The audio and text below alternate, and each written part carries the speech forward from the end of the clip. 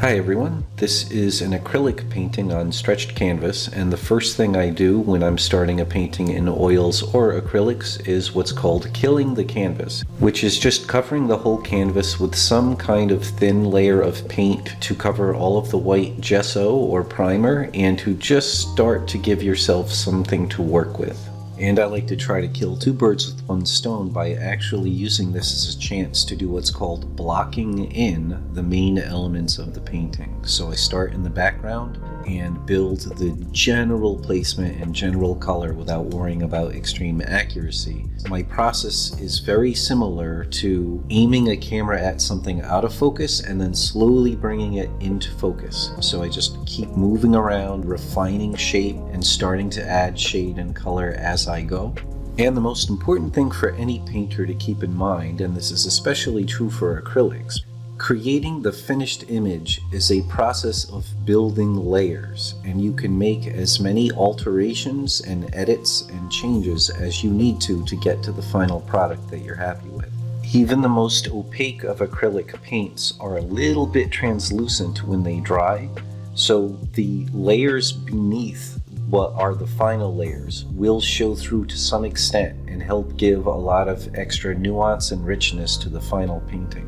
Acrylic paints dry incredibly fast, so in a day or just a few hour painting session you can work on many layers in your painting with just 10 to 15 minutes of drying time in between. And so long as you've waited adequately for the initial layers to dry, acrylics offer you the closest thing the real world has to an undo button in a computer program, where if you have some clean water and a rag nearby, you can actually erase the brushstrokes you've just put down over the last several seconds just by wiping it off of your canvas with the damp rag.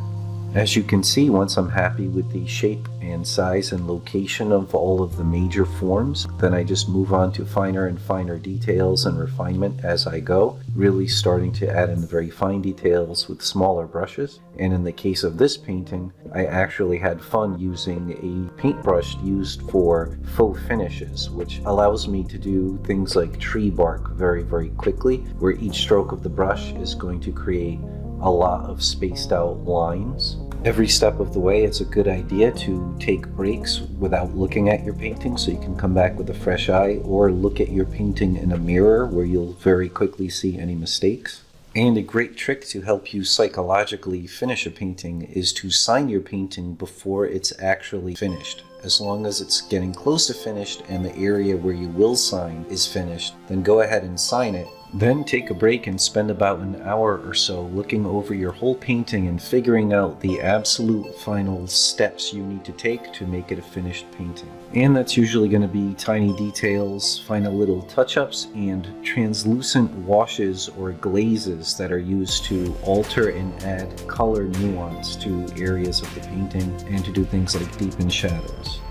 And here's how the finished painting turned out. Stay tuned for future videos in which I'll actually in real time show you all of the different techniques I use to do paintings like these. If you do like this or any of my other paintings, please visit my page on fineartamerica.com, where you can purchase anything from beautifully framed museum quality prints of my paintings to throw pillows, cell phone cases, and even shower curtains of my art. Or share this video with your friends if you think they might also enjoy watching.